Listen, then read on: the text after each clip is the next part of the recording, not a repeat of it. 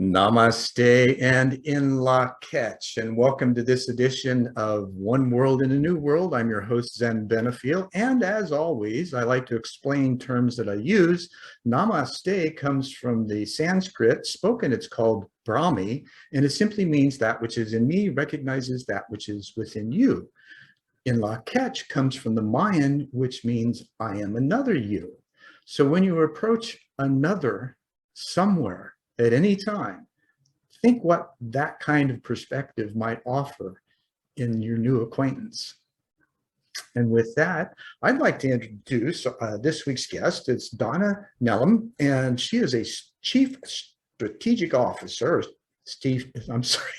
Chief Strategy Officer, easier for me to say, at Fractal Workspace, which is an interesting it's a developing co-living and co-working area in the town that she lives in, I believe. And she's also the co-founder of Uninstitution. Now that sounds kind of uncharacteristic, and yet looking at things differently is how we learn. Now speaking of learning, she's also been able to apply her skill and expertise working in system design and direction, organizational effectiveness, individual and team development, and has worked with several governmental agencies over her tenure in her career.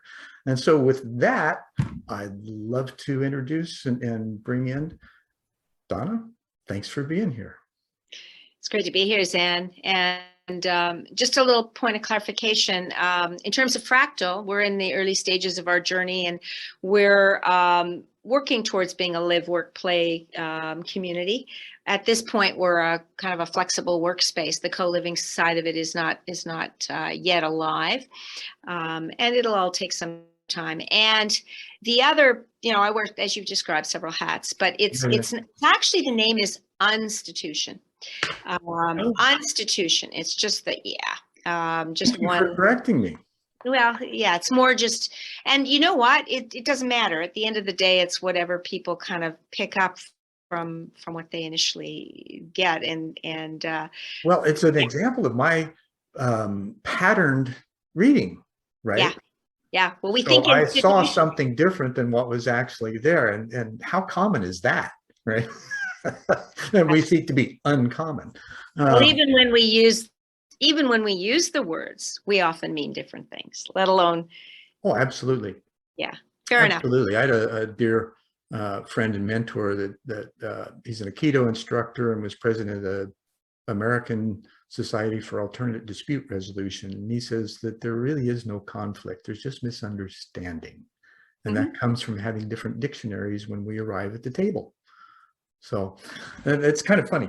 And at the same time, it gives us the opportunity to really learn how to understand each other. Now, you've had some really interesting professional explorations.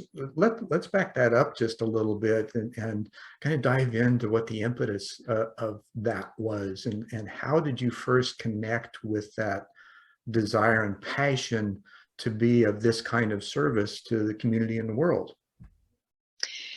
Well, it probably began, a very long time ago, as it does for most of us at some level. And sometimes those things become a little bit clearer in retrospect and on reflection. Oh, sure. Absolutely. But I would say, going back even particularly to my teens, it began with a desire to understand, and to understand myself and understand my world and the people that were close to me.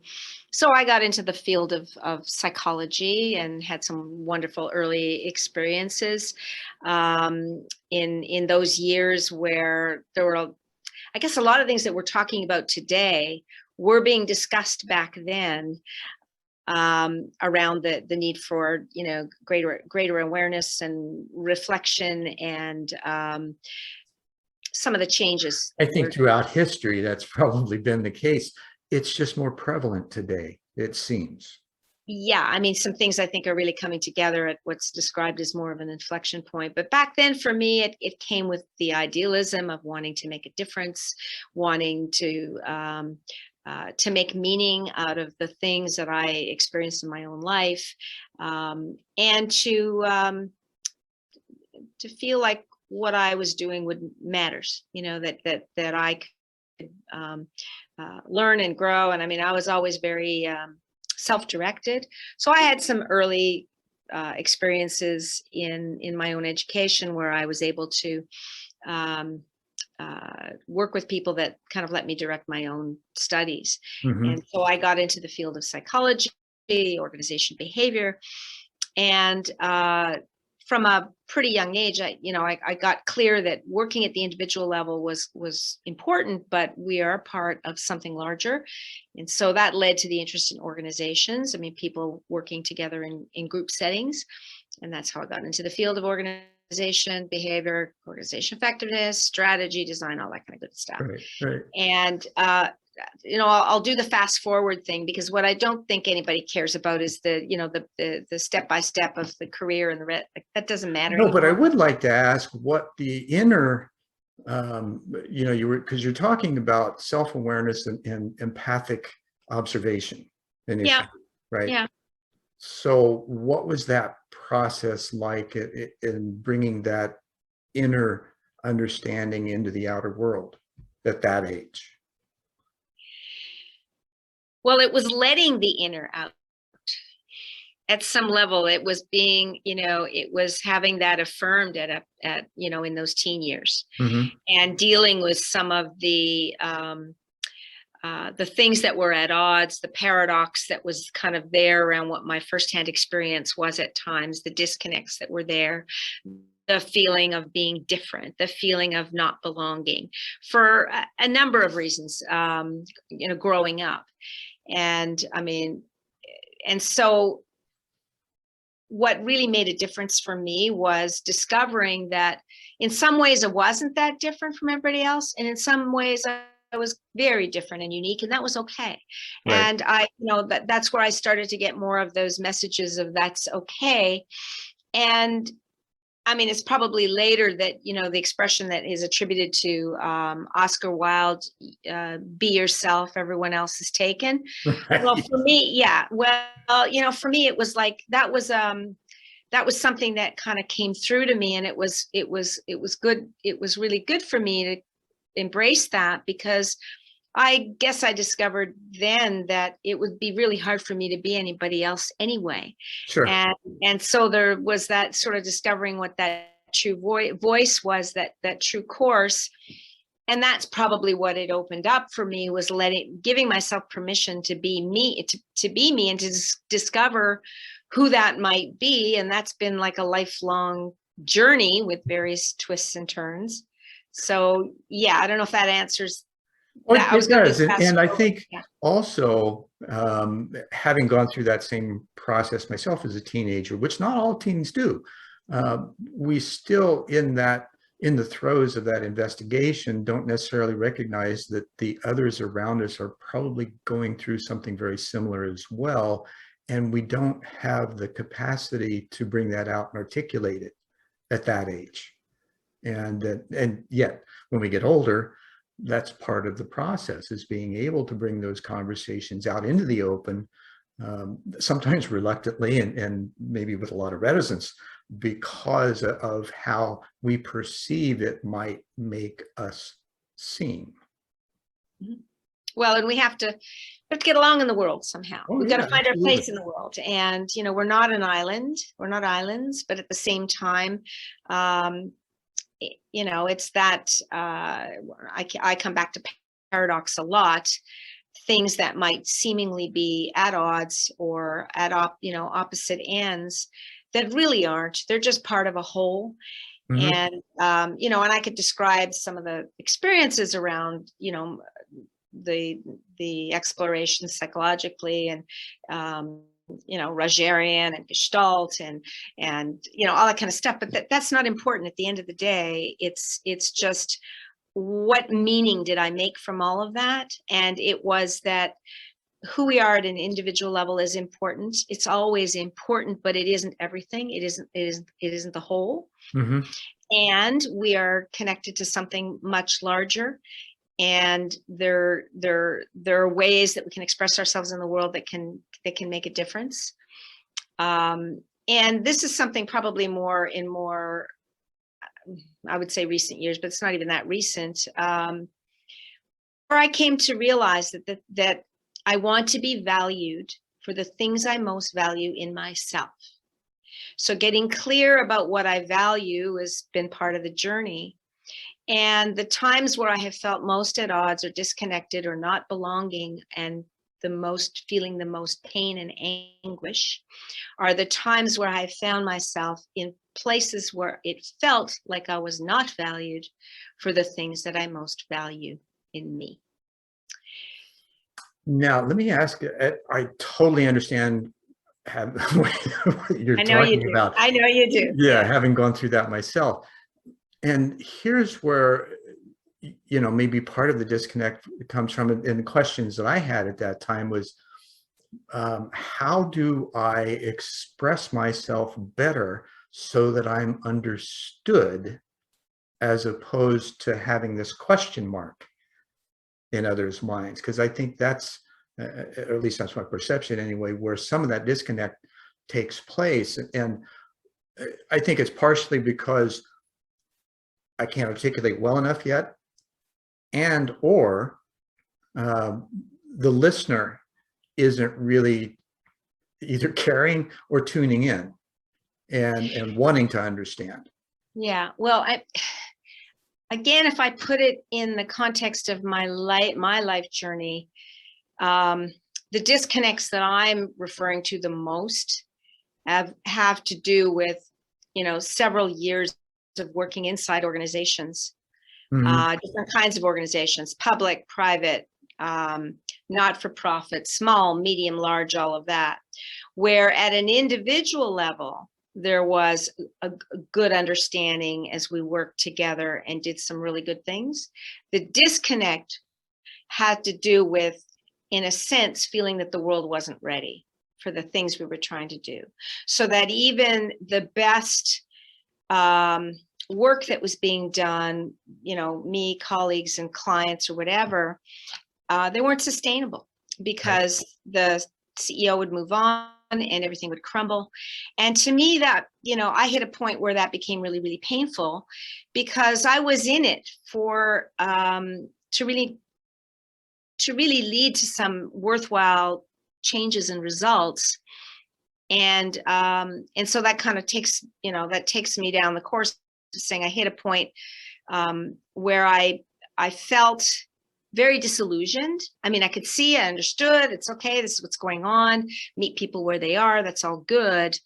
But it wasn't what my life work was intended. So I pulled out for a while in a significant way and worked more from the wings and continued to read and research and do all the stuff I've done all my life. But the way I've described it is for a number of years, I went under a rock. I just sort of felt like, okay, I'll shift my focus and let go of this for a while. And, up until about a couple of years ago, 2019. But stay with your question for a little bit. In terms of the disconnect stuff, at some level, there's always something going on for us at an individual level, and that's still important. And when we're working with others, there's the shuttling back and forth between what's going on for me and what might be going on for others, and then to understand it as nested in something larger that's more systemic, right, that's bigger than all of us. And so, in terms of really understanding one another, I think some of it is the deep listening that we learn to do and then invite others to do, so that we can hear things at a deeper level than might be discussed at the surface. Because for many of us, there's the conversations we begin with, and it all begins with conversation. It always has. I mean, right, it always will. The dialogue is so important to really, and there's a lot of these words that are being used these days, which are important, but they also take on a deeper meaning, which has to do with getting to that more authentic place where we're really being, present and kind of peeling the layers of the onion a little bit more, Right. and able to just be a little bit more upfront about what's going on, what's real, cut Sure. through, and to be able to say the things that people would really rather say if they were being, you know, as Really open, honest, and vulnerable. yeah, Right? yeah. I mean, Yeah, that's yeah. yeah, Well, yeah. how do we, on a practical level, right? When you're in meetings and things like that, and I know you and I both experience this in the work that we do in the public way, and with from any, you know, small to large groups, depending, in being able to create the atmosphere to have those kinds of conversations where we can acknowledge what's going on inside of us that is possibly going on in others too, and then to be able to query others as to what's going on with them then, so that we have a more consistent understanding of the playing field that we have to work with, and then being able to take those individual perspectives, mold them into a team or a group or a workspace, and then being able to create the generative atmosphere that takes it to the organizational level. Because I agree with you, you know, I've been inside corporations, and on the individual level, man, things much more flowing. But when you get into that hierarchical structure and the mayhem and the maze and the labyrinth of getting that mission and vision brought into the actual application of it from the upper levels, you know, there's this just recently, actually, you know, talking about things that have been done ahead of time, seemingly, that just don't fit, you know, like Howard Gardner's multiple intelligences. And there was another one I had on the tip of my head, but I'll come back to that. But one of the others I want to mention is that in 2010, there was a document that was ratified by, I believe, over 92 countries, representatives from 92 countries, called the ISO 26000 social responsibility standards, right? So here's another, and the ISO group, of course, is world renowned because the ISO 9000 series is used throughout manufacturing as quality standards. Right on. And so being able to at least tap into this kind of documentation, it's not something that, like the ISO 9000, can be certified. It's intentional. So it gives the rank and file the opportunity to actually incorporate those things and kind of move it all on up the ladder, so to speak, for the new style of leadership that seems to be emerging now, as referenced to B Corps. And yeah, high time. I mean, and that's all the kind of stuff that I was trying to do way back then. And it's why I'm no longer just working inside organizations. And we are at a point where the need to make those changes are becoming that much more evident. But it's a trajectory. Yeah, imperative. Yeah, a lot of things are really depending on that.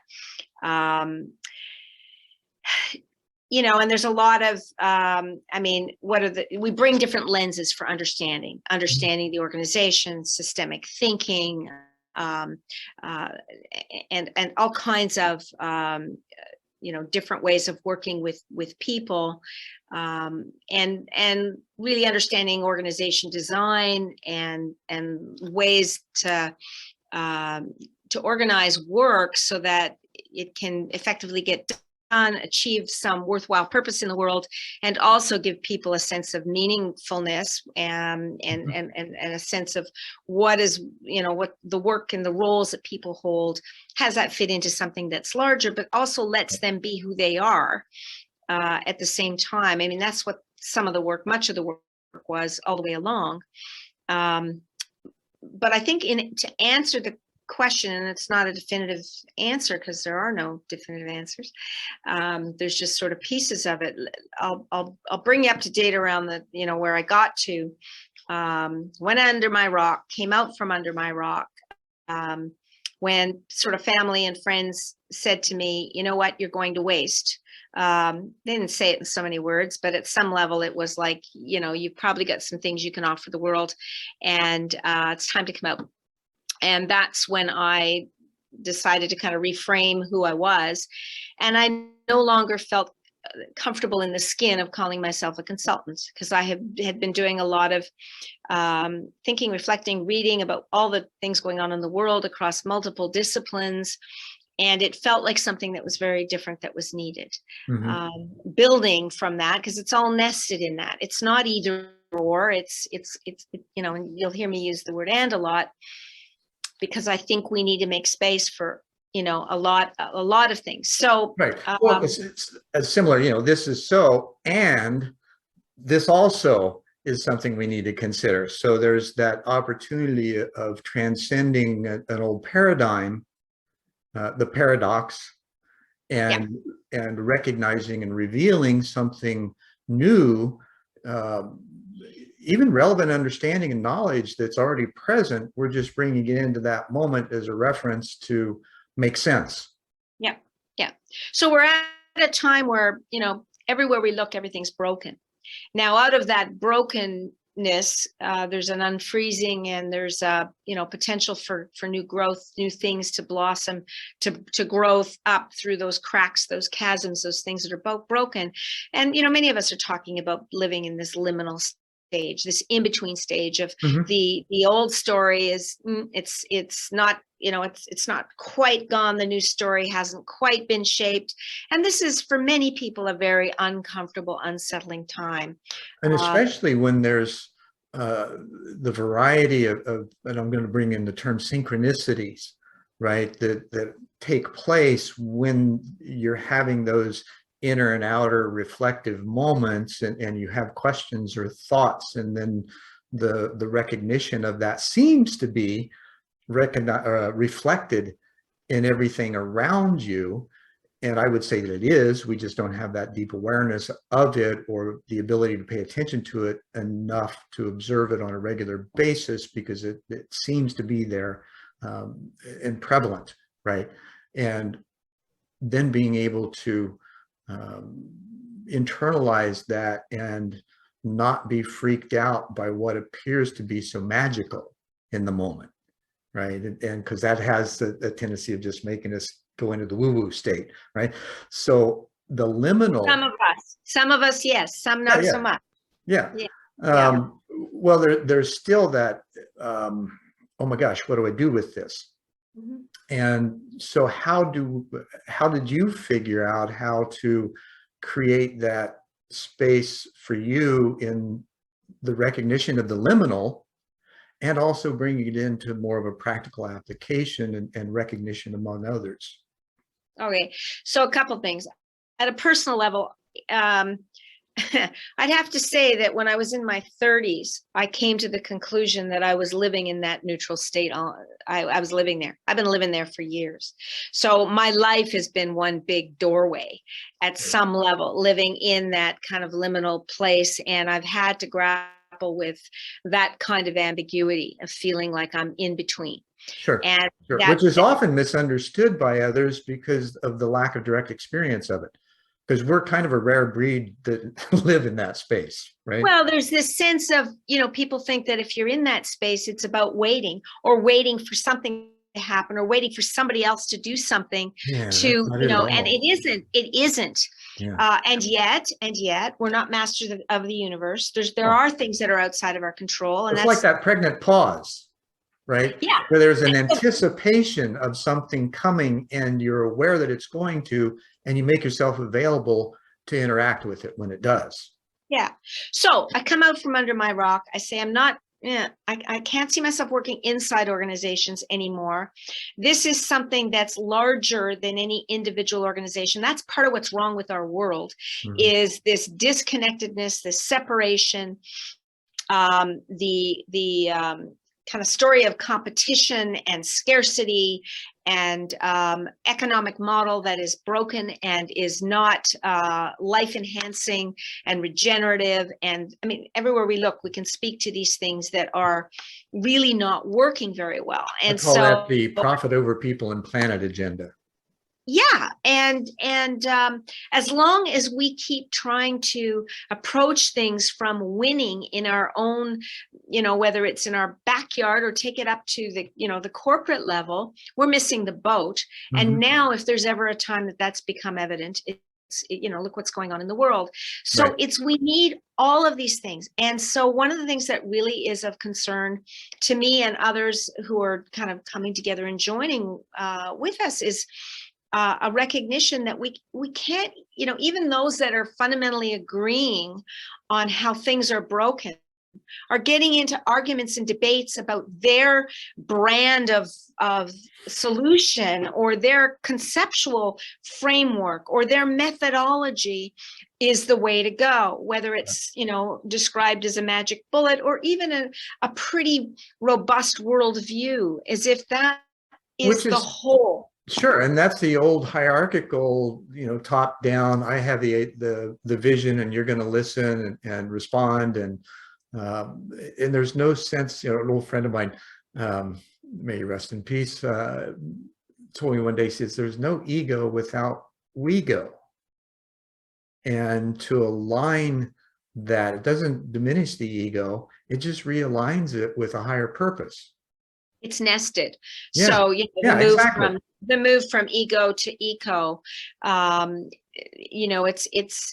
it isn't either or, but it's finding the place where these things come together. Yeah. So few of us that, we discovered each other in the last year and a half through this pandemic period, discovered that we'd arrived at some very similar places through very different pathways. And there's others out there as well, where we're recognizing we're not going to be able to deal with this stuff by working inside a given organization, or even within a single framework. So, when I say that, I'm very steeped in the whole regenerative movement around learning from nature and drawing from the lessons of nature. And I think that's where we first got introduced, was either through the global regeneration collab or rebuild, or there was a discussion around that, I think. Yes, which is an important part of it. Absolutely. Without that, we're going to continue on the trajectory of a very reductionistic, mechanistic framework for going forward, which is we need to really move beyond that industrial age to what we've been calling, and we have a kind of an organization that we're creating called Age of Human, which embraces all of life, recognizing we are not separate from nature, we're part of nature. Exactly. So that's one piece of it, but there are all kinds of intelligences or wisdom. There's the whole systems thinking folks. And even within those, there's divisions around the way that they come at systems thinking. Sure. And then there's all kinds of people that are looking at new paradigms. And there's people looking at education and the lens for looking at new ways of education. So the whole point is we need the benefit of all of that kind of knowledge and wisdom. We need to live the questions. We need to know what the question, define what those questions are. We need to learn how to listen to one another more deeply and listen for where the areas of agreement are, even though we won't agree on everything, and that's okay. And if you did, life would be pretty boring, right? Well, exactly. And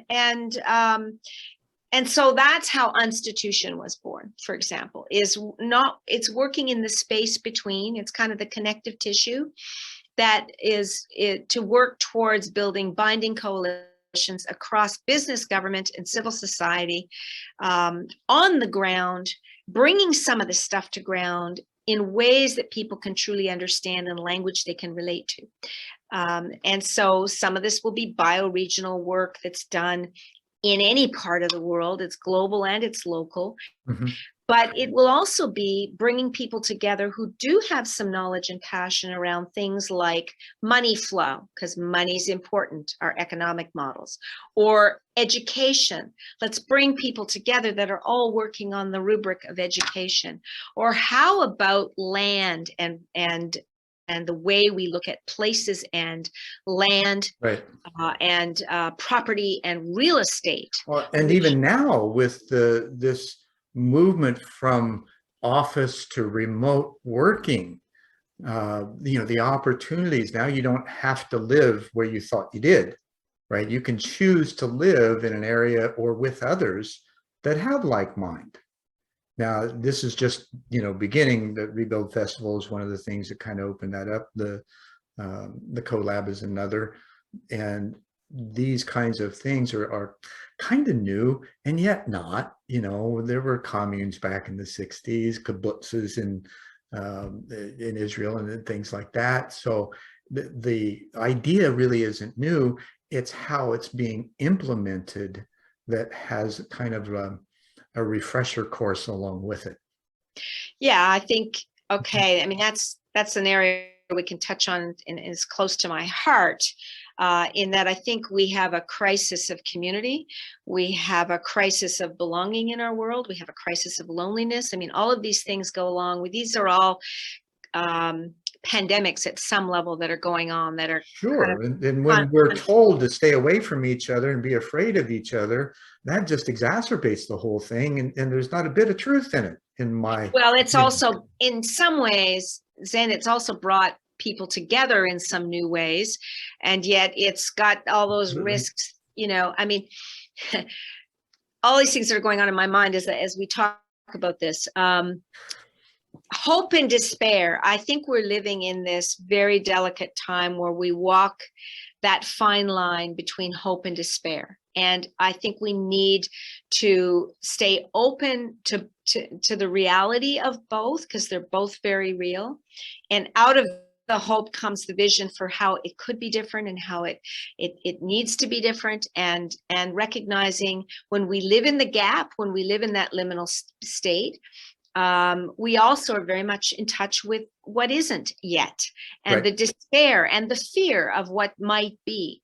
And yet, I find that even with that in the experimentation space, right, where we don't know what's possible, and we kind of have this idea that maybe anything is, it just depends on the who, what, when, and wheres of how people, places, and things come together to make an attempt, right, or to float up a trial balloon or see what might happen if we did things this way, right? Yep. Because there's really no detrimental effects that happen in that place, unless it's the death of an ego, right?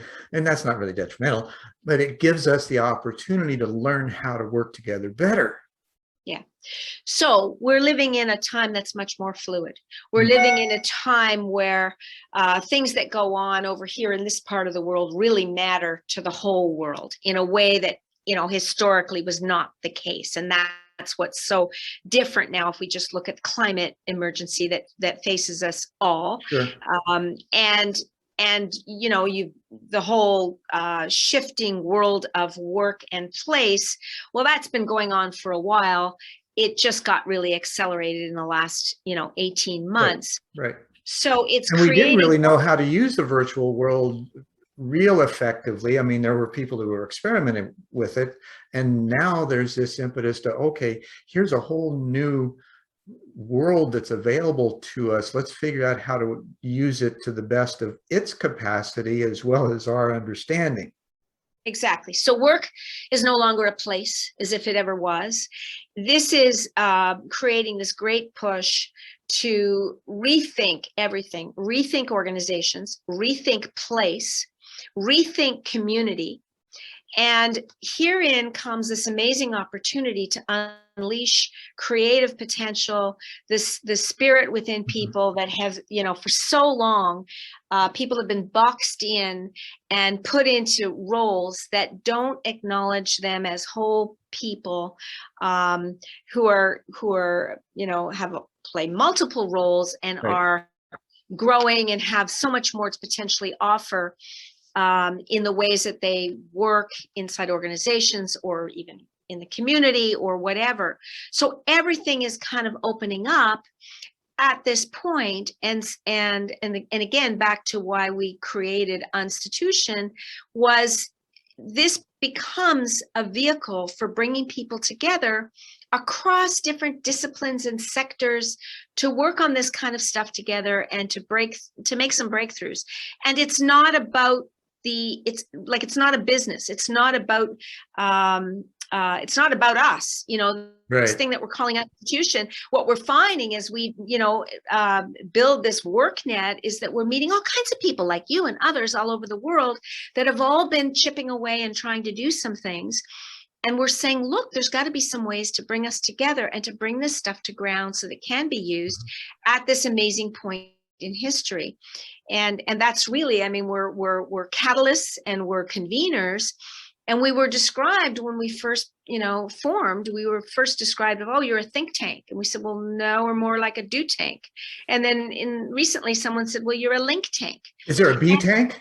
There's a link tank. No, is there a B tank? B. Well, I think, yeah, at some level that's underneath, that's the undercarriage of all of this, right. Is all of those things. And to be able to shuttle between we think, we do, we link, and we find the ways to do all of this. And we find the ways to meet people where they are and bring them in and acknowledge we're all human. It starts inside each of us. When we come together, we have things we hope, we have things we fear. And so in many ways, what we've tried to do is and what we are is kind of levelers. We take some of those really good conceptual frameworks, bring them together in maybe a more of an integrated way, but we try to use language that anybody can understand. So we've been talking about messy humanness, just embracing our humanness. To be human is wonderful, but it's not perfect. Yeah. And to be human means we all have our shadows. We all have the shit we have had to work through and continue in our lives, and that's okay. In some ways, it's let's bring the shadow into the light so that it doesn't take over. And so we talk about messy humanness, and we also talk about dancing with monsters. So there's many forms of monsters, things that get in the way, the blockages, whether it's things inside us around the fear and issues to do with money, or issues, when you're working with people in organizations, greed, and competition that gets out of control, or growth for the sake of growth. All of these things can be described as monsters, which in and of themselves might be manageable. But when you put them together, what we're dealing with in our world right now, and this is the way we've been playing with ways of saying it, we're experimenting with it, is we've got all these vicious coalitions of monsters. And what happens is when people see that how complex the issues are and how big some of these problems are, there can be this tendency to get overwhelmed or say it's bigger than me, and to maybe become apathetic and say, well, I'm just going to look out for myself. I mean, it's too big for me, and let somebody else worry about that. Well, that's kind of the way things have been. Exactly. When what this is about is saying, look, we need all kinds of capability and all kinds of people wherever they're starting from. And it starts with people discovering their own personal agency, a sense of where can I make a difference in my life and in the things I care about and the things where I might want to help. And so it isn't about blind altruism. It's not about going out and saving the world per se. It's finding those places where people can connect. And then if we start to discover, well, there are some things I can do. Some of them may be small, some of them may be larger. But hey, when we connect with others, it gets larger still. Sure. And the small steps can turn into giant leaps simply because you chose to make that first step and engage and move beyond whatever fear was necessary. And I like your point of it's kind of like the yin and yang, where we're on that edge, recognizing the despair on one side, the hope on the other, and yet it seems like one of the most powerful factors is recognizing that that's just an observation, and where we really want to put our attention, intention, and interaction is toward a greater experience of, for lack of a better, happiness and fulfillment in what we do and how it evolves. Yeah. And I think a recognition that for each of us, that can be a little different. Oh, absolutely. And I think, there's that, the whole subject of happiness is an interesting one. I mean, there's happiness, there's well-being, there's fulfillment, there's meaning. Happiness can be fleeting. And during these times, people are really wrestling with, where does the happiness come from? And we do need to find those moments of joy and happiness, without being in constant search for happiness, because in the search for constant happiness, one can often feel a huge sense of disappointment, because it's more about fulfillment and meaning that carries us through the trajectory of a absolutely. That's precisely what I was getting to. And I'm sure you and I both, because of the work that we've done, we've been in those place where we're disparaged and discouraged and things, and then and we haven't given up, but yet we feel that nobody's listening, and then all of a sudden somebody does, and they make a comment or they reach out, and there's that one moment that just makes everything else go away. Yeah, okay, but let's also talk about something else. It's related, and that has to do with, at some level, we have to let go, and we can't know with any certainty that all the things that we're going to do are going to make enough of a difference. There's that. And yeah, I agree. There's also recognizing that at this stage in our history as humanity, in the civilization of humanity, we are at a really critical point, that incrementalism doesn't feel like it's going to get us there. And so if there are ways of amplifying the ways of bringing us together that can scale in a good way, following the way nature scales, not trying to drive it, not trying to control it, but rather to do the things that can start to gain momentum and have a bit of a flywheel effect, so that others can take it on, and we won't see it all, and we won't know for any, probably won't see it in our own lifetimes, but where we can have some sense of faith that this is feeling roughly right. We can never, one of the things I'm often saying is being right is never enough. Even if you can be sure you can be right about anything at all, being right really doesn't matter. It doesn't matter. And there's the so what factor anyway, right? There's the so what, even if you're right, so what? But the thing I'm trying to come to is this question of ways of nurturing the kinds of change that many people are talking about, to be the change you want to see in the world. And you asked this question earlier of how do you connect better with people? And at some level, we do it by being ourselves and making it easier for others to be themselves too. And then we discover the common bond, even when we see some things really differently. And we discover that that it's by bringing these different perspectives together that we're going to actually co-create something that none of us alone would have figured out. That's where the excitement comes in. And the synergy happens. And the synergy and the letting go of the need to be the one or the hero or the whatever. It's all a facilitation, right?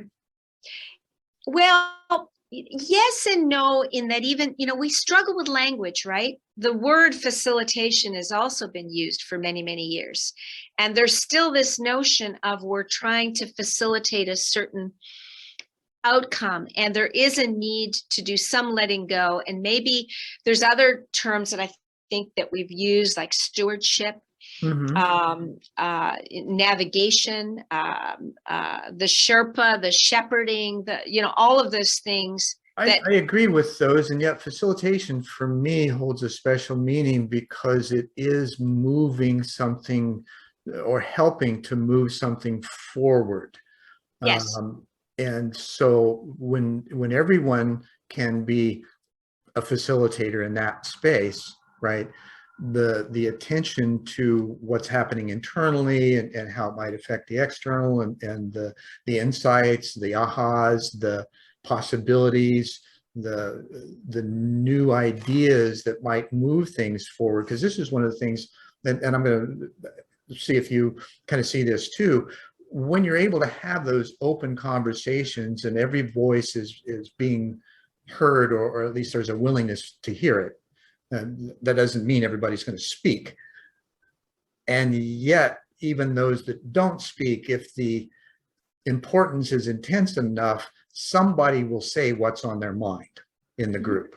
Mm-hmm. And I've seen that in multiple places. But so in this process, then, where, considering that in this paradigm of structure that we're kind of extricating ourselves from, which is across the board from industry to education and from society to basic education, that there's this lack of attention to the holistic system, which includes mind, body, spirit, and planet.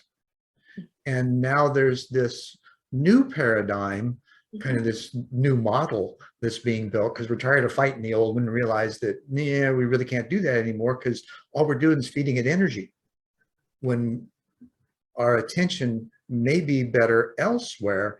And how do you see that aspect evolving in the work and play that you're active in? Well, I think, much of the wisdom of Buckminster Fuller still holds a lot for us all, because it's not simply a matter of saying, well, we're going to ignore the existing organizations and institutions, etc. Right. But there is a growing critical mass of people from all of those sectors that through varying pathways have become more aware and are more concerned about finding some new ways, and are increasingly acknowledging that the current ways and the models are broken. Mm-hmm. And so it's working with that's being called agile in the new. Well, no, that's not even new. I mean, there's those that are even having debates about agile, agility, different forms of agile. But no, I think. Let me back up a little bit. Okay. We can have all kinds of conversations in different groups, and we can reach a deeper sense of community and connectedness and bonding and all of that. But even there, what do you generate from it, though?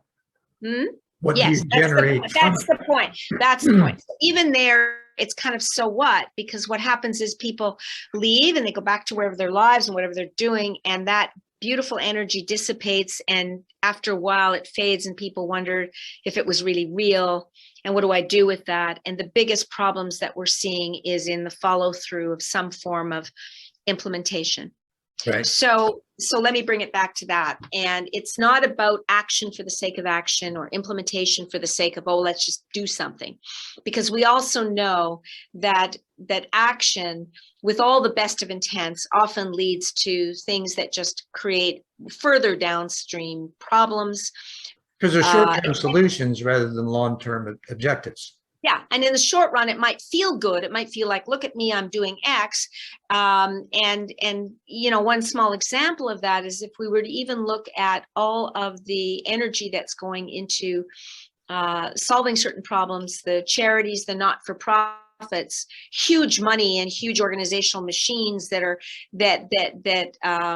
end up being so focused on generating funds, and so little of it flows to where the problem is. I mean, there's all kinds of these things that we're seeing.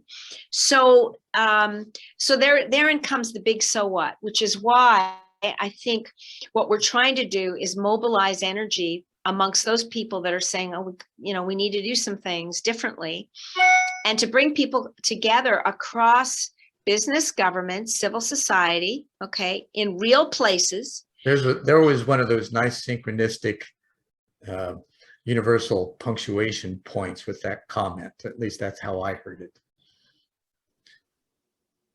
With the sound that came from your computer. Oh, yeah. Oh, ding. Yeah. Yeah, I need to See, and those are the kinds of things that I'm talking about. Those little things, the little details that we can notice. Now, that's fine, because it provided a very interesting synchronicity to illustrate, or at least to accentuate, the point that you had just made. Now, those kinds of things in the electronic world, which we are, right?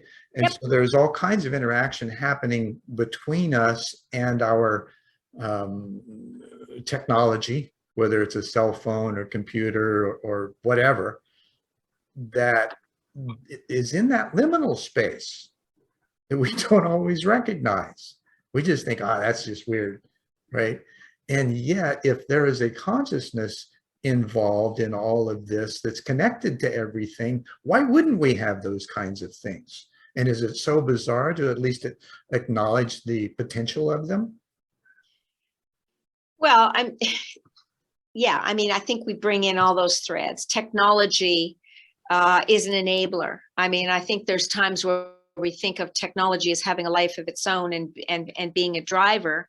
But, you know, there's all kinds of things that can come together in synchronistic ways where we can't connect them in any linear way, because these things transcend linearity anyway. And we're totally uncomfortable with the non-local.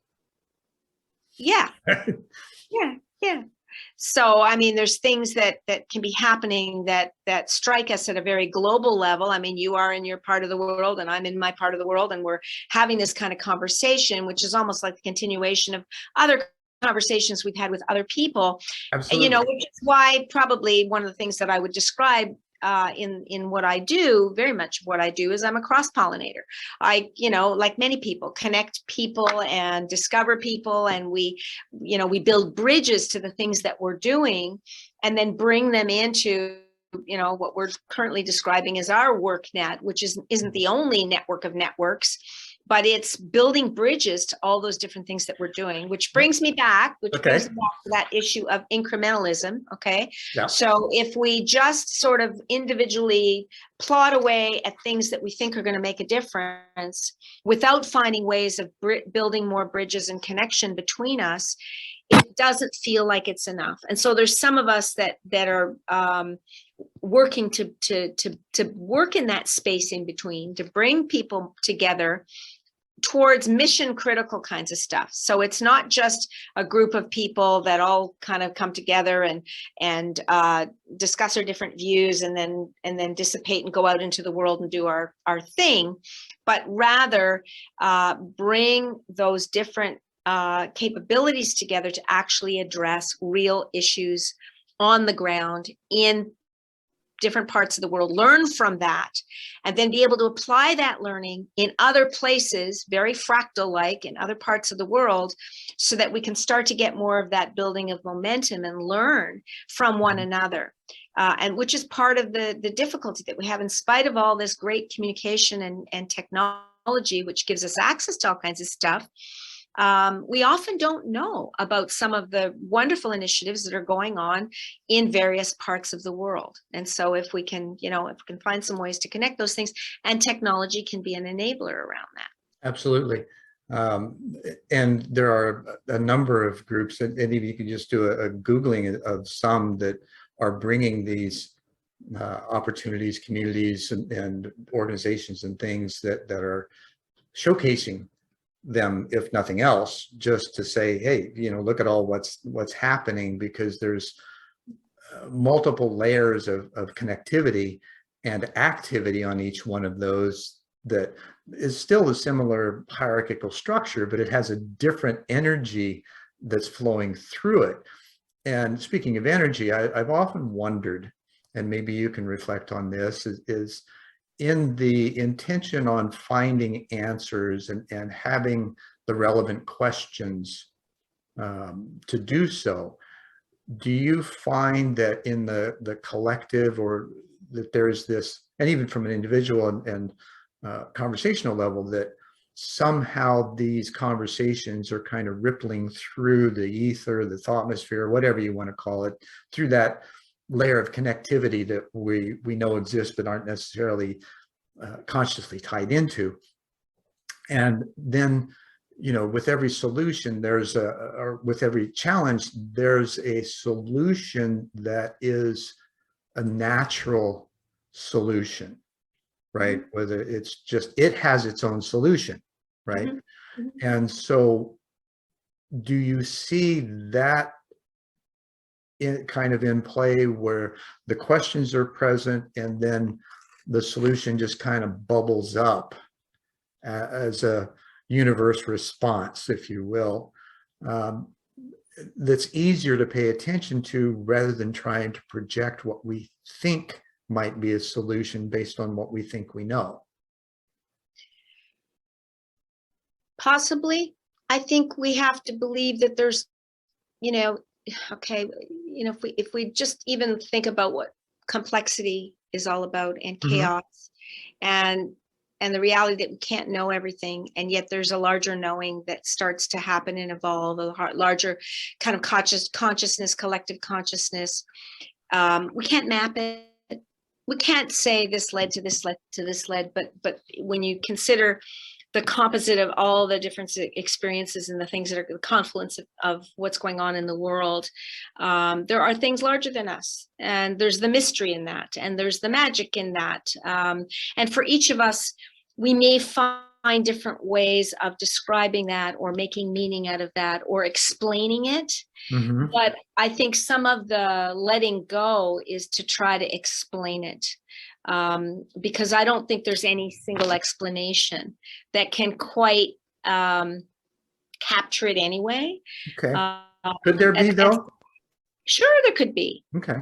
Like, sure, there could be, in the sense that, you're talking to somebody that's open to all kinds of stuff, because I'm saying the more I know, the more I realize how much more there is to know. And I think that that's true of us as humanity. Okay. Well, is it the idea that we can know, or is it just the understanding of the flow of knowledge when it's necessary to have it?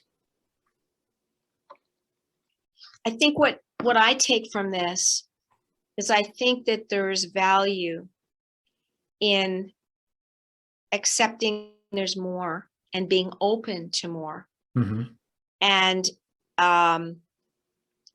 letting go of the need to wrestle that to some definitive answer. Because if I put my energies all into trying to answer that big cosmic question, for me anyway, what's the cosmic question? Well, the question of whether there's a larger collective knowing and consciousness that brings everything together in some cohesive, meaningful, definitive answer. In terms of what the world is for, and what humanity's for, and it's like these really, the questions around what's it all about, and what's it for, and where are we headed, and what does it mean in the largest, most collective sense. I guess what I'm saying is, I believe there is something much larger, but I'm choosing to live in the world, in the liminal place that I'm in, right? To build the bridges and make room for, it's making room, it's making space. Well, yeah, it's not necessarily having to know the answers. It's just knowing that the possibility of them emerging is there, and not just the possibility, the probability, because we're asking the right questions. And as you have probably found out, when you ask the right questions, answers come. They could come, in multiple ways, from a myriad of directions, and yet they come. So that's the kind of example where, we bring it to a practical level of, in working with groups and organizations and politics and things like that, when you have these obvious questions that are being presented and necessary to answer, that there is a solution that can come from that place when you let go of your expectations of it arriving and allow the process to take place. And once that happens over a period of time, and that process and the protocols within it are found to be repeatable, answers are always going to be different because the questions and the challenges are always different, and whether they're individual or collective, right? Yep. And yet there's a process within that where this bubbling up of the connective tissue and the delivery of Yep. at least the potential is there. And To then me, you can sorry, go ahead. sorry, no. To me, that's what co-creation is. Okay. Because when we are co-creating stuff, I mean, there's things coming to us from all kinds of places. Absolutely. Well, I was trying to reference that, you know, I hear us saying the same thing slightly differently. Yes. And yet to viewers, it may sound like we're, you know, kind of almost being a little argumentative with each other. And we're not.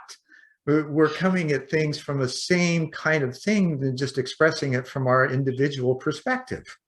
Well, and listening for what, Right. you know, what are the signals that are telling us that, you know, what am I drawing from this? What meaning do I make from this?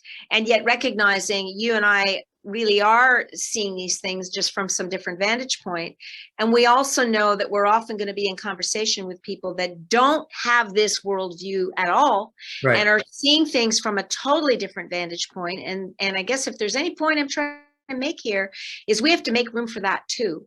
We need to find ways to find, you know, we are all part of humanity. Our lived experience is all different. And that's why I think it's not just about bringing like-minded people together. Frankly, that's one of the problems that we have, is people just searching for their own tribe, and those that are You've got to like-minded. have the diverse group, or it really isn't going to be effective.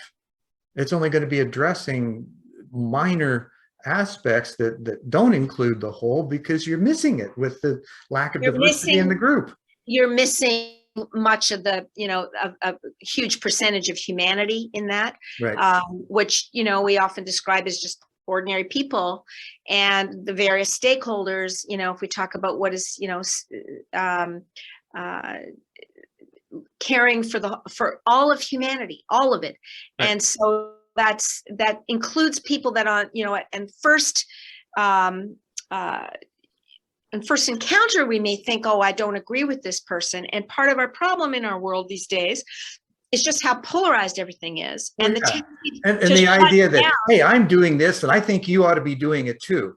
And that's where we leave it. And we don't recognize that it doesn't matter what they're doing. The only important thing is that you're doing what you feel you need to be doing, and everybody else will take care of themselves.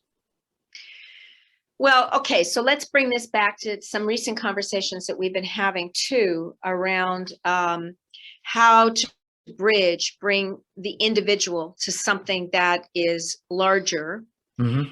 without feeling a sense of loss that I have to let go of the things that I might believe, without feeling like, you know, this, how to get out of the win-lose, which still our world is so much based on, in order for me to gain, you have to lose. Right. Or, you know, or even at some level, there's been discussion about win-win. Well, win-win isn't it either, because if we think about, for the sake of just describing some different groups, business, government, civil society, and to say that one way or another, we fall into sometimes multiples of those. We're all citizens, right? Okay? We're all citizens. So if we think about all of those, it really is that what we need is a win-win-win for humanity, because if business wins, or business and government, that's no win if you're leaving out some large percentage of citizens. Could we eliminate the term win, because it brings up the win-loss, right? There's a winner and a loser. So could we maybe bring that into another term like maybe harmony, Well, we right? do Where that. harmony Yeah. it doesn't distinguish between what's going on. It's just looking for how to make it all work together better. Right. Yeah, and I think, I think it's really aligning with some of the life enhancing principles of, nature. Sure. Nature has entropy and entropy and syntropy, and it's working with the forces of syntropy and growth and flourishing and thrivability and all of those things that we're about. And at some level, I can't thrive if you can't thrive. The thrivability comes by bringing together the best of our capabilities at any given point in time, and recognizing that's a dynamic flow that's always growing and changing. Each of us inside this ecosystem that's nested inside a larger ecosystem that's nested inside yet a larger ecosystem. Right. We are always works in progress. We're always changing, and so the need to recognize that and to be able to embrace that, I think is really helpful for us. Absolutely. And if we do that, I think we can also let go of the binary thinking of those people that are seen as not being enlightened and those who are seen as being enlightened. Because frankly, that's ego. That's a binary thing as well. Yeah. It's ego, but I'm going to raise it because I do. Okay. It's a concern, because I think there are a number of people that have become more conscious and aware and have embodied some of those principles of what it means to really understand at a higher and deeper level what it means to be human, blah, blah, blah, blah. But one of the problems and risks is some of those very people have put themselves in, maybe inadvertently, a loftier position of I've reached this place, I've done this work, I've done this personal growth stuff, and I'm here and I'm higher. And that brings you back to this sort of hierarchical thing. And when that happens, it does even more to disconnect people instead of inviting people into wherever they may be on this continuum. Precisely. That is life. So, I raise it because it is part of the challenge that I think we're facing right now, because we need everybody. And we do need those people that have been, maybe they've had the luxury of working on themselves. There's some people that all they've been able to do is get through the freaking day or the week or the month to survive. And we don't, here we are having this conversation with the luxury of being able to even have this kind of conversation. Absolutely. And others don't even have the technology or maybe hiding for their lives right now, this instant, while we're doing this. And so that, the span of that emotional engagement of life is almost overwhelming to be able to even perceive. Okay, which is why we need to just bring this stuff to ground. Right. That's why, the kinds of conversations we're having here right now may be a bit different from the kinds of conversations we would have when we bring people together to deal with the problem of homelessness in a given community. Sure. Or the problem of food security and food sovereignty in a given area. Or when we bring people together who've been talking about ways that economic models need to change, and have some wonderful ideas about looking at other forms of value, like human and physical and nature, and all of what's been described as the other capacities, apart from money, apart from economic, that needs to be incorporated into our societal fabric. Mm-hmm. So there's a lot of people working on that stuff, and yet they're working in their own lanes as well. So bringing some of those people in their own silos. In their own silos. Right. And so, it's not just, they're doing great work, but we need to got to be vertical or horizontal rather than vertical now. Exactly. And I believe it needs to happen in a way that's not combative with the current system. You kind of come at the current system and say, well, it's broken. So we're going to, we're going to go directly after the, that percentage of the population, that very small percentage that holds something like 50% of the wealth of the world, and we're going to fight with them. No. That's kind of fruitless. You fight against anything, all you're doing is giving it energy, and you don't do anything for change. Exactly, because the more you fight, the more there's a reciprocal energy. Exactly. So you do what you can, but those of us that are saying, and it's many of us, and that's where the hope also comes in. Many of us are saying we need to discover, co-discover, and co-create some new ways forward. We don't know what they are. We have some pieces. Mm-hmm. We have some amazing pieces. We're not starting from scratch. We're not throwing out everything from the old world. We're bringing some of that with us because it's all nested, but we've got to let go of the parts that are not life enhancing, and the parts that are soul destroying, and the parts that are shutting out the potentiality of human capability and intelligence and that kind of stuff. Sure. So it's a very exciting time. I mean, it's this exciting time that brought us together in this moment in time, right? I mean, that's how we discovered each other. We're having this conversation. Right. Because we are looking for others that at least seem similar, and wanting to find corroboration, collaboration, and confirmation that, yeah, we're at least headed down the right road. Now, we're coming to a close, and I'd like to ask you, with the interpersonal side of things, on a personal level, what advice could you share for the audience to kind of maybe reflect or experiment with in their own lives on a daily basis?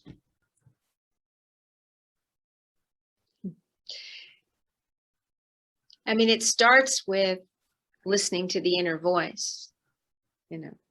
I think we've been growing up in a time that pushes that down in a way, and we've come to a place where I think there is the potential for people with this pause, mm-hmm. to just pause and listen to what's coming from inside.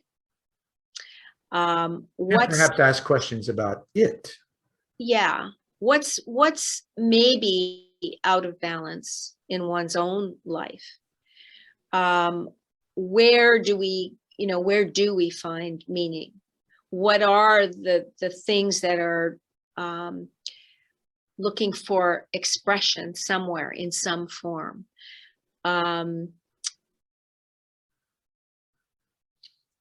Where's that personal agency and power that can come from each person that can be very different? So there's no advice or wisdom that can come entirely from any other place, but we find multiple sources for that sometimes ignites something that was in us, mm-hmm. all along, and to discover what that is for us, and then to share that with others and invite others to share what's going on, for them. And it may be as simple as that, which brings us back full circle to and was it Nietzsche or whoever that said, become who you are? And God's just looking for playmates. We often don't know. Exactly. We often entirely don't know. You can't know the full answer to that. Yeah. But at any given point in time, we can create the conditions that make that more possible in our own lives and for others. And that's really all that the work that I'm involved in fundamentally ends up being about. At some level. Cool. Donna, I really appreciate your time today and your elegance in expressing the variety of the things that we are engaged with, and making it somewhat practical and understanding as well. So I appreciate that, and I thank you very much. Thank you. Well, thank you. It was really nice to share this time with you, and look forward to the next chapter of our journeys. I do too. Thank you Great. again. And namaste and in la catch. Thanks for watching this episode of One World in a New World. I'm Zen Benefiel, and I will see you next time.